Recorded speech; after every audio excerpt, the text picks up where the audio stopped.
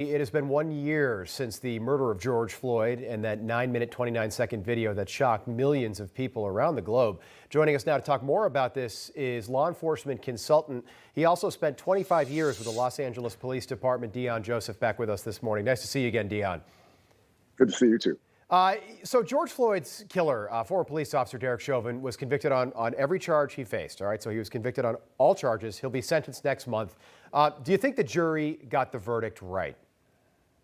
Yes, I watched the video, and when I watched the video when it first happened, there were some things that I noticed. In my opinion, okay, there was a level of cruelty with his actions. There was some point where he lifted his foot, which caused his knee to grind deeper into George Floyd. Once again, yes, of course, fentanyl may have played a factor in his death, but he was also a part of it. He kept his knee on the man's neck for 3 minutes after he passed out. And when I saw that, that was more of what you call contempt of cop. This guy was just trying to show the crowd that he was in control, and when he actually lost control and ended up being a part of taking the man's life. So I don't disagree with the decision at all. Of course, most controversial police shootings, I understand why they happen, but that one was a clear-cut case of an officer stepping outside of the law and policy and being involved in taking a man's life. Yeah, and you've been on before, and the majority of the police officers that I talk with, it's Derek Chauvin was a bad apple. He doesn't represent policing in America. He was a bad guy. He'll be sentenced. He was convicted on every charge he faced. But a year after George Floyd's death, violent crimes, particularly gun crimes, homicides, are up in the 20 largest cities in this country since May. So year over year. Many of those cities did pass legislation to defund their police departments and cut their budgets in some way, shape, or form. Do you think that there's a correlation between the two? Oh, absolutely. I call it knee-jerk policy making. It's when politicians make policy based on the will of an angry, irrational mob or irrational people. And they don't really think about the aftermath. They just do what's politically expedient.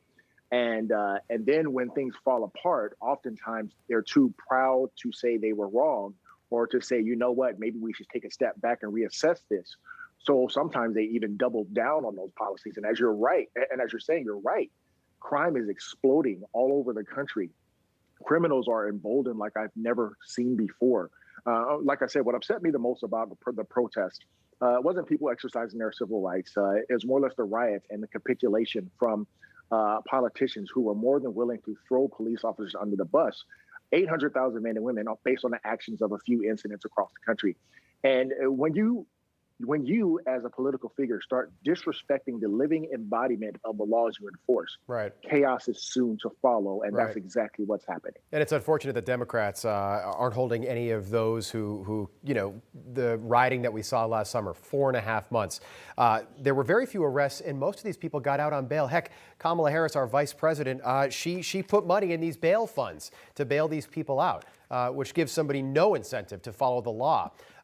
Lawmakers on Capitol Hill, by the way, they have yet to reach a police reform deal. There have been many proposals out there, but Joe Biden set the 1-year anniversary of George Floyd's death as that deadline.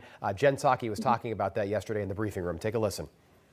The president is still very much hopeful that he will be able to sign the George Floyd Justice and Policing Act into law. Do you think this bill has a chance of passing? It still calls for defunding the police. Yeah, you know what? Right now, based on what I've seen over the last few years, anything's possible, and it's highly likely that it could. And if it does, it would be devastating for the public safety. See, I'm not just thinking about law enforcement officers. I'm thinking about marginalized communities. You know, they want to take away qualified immunity. Qualified immunity doesn't protect police officers when they step outside the law. It didn't protect Derek Chauvin. It didn't protect the officer who killed Walter Scott.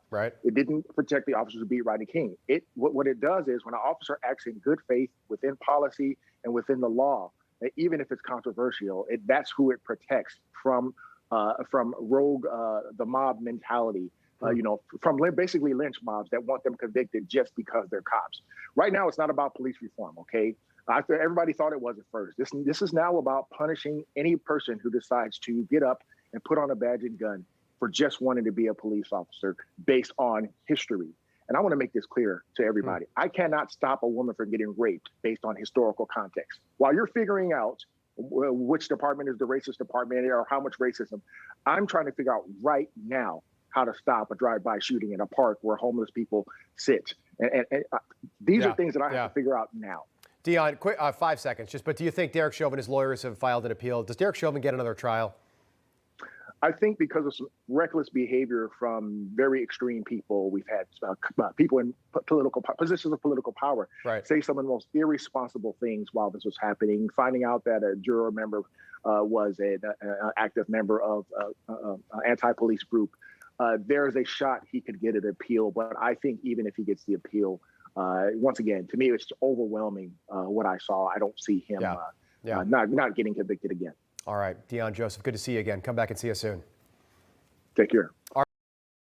Hey, I'm Rob Finnerty. Thanks for watching. If you enjoyed this video, please join the conversation in the comments below. Don't forget to subscribe, too. Hit the bell icon to be alerted to breaking news. And remember, there's a whole lot more on Newsmax TV, America's fastest growing cable news network. Newsmax TV, we're real news for real people.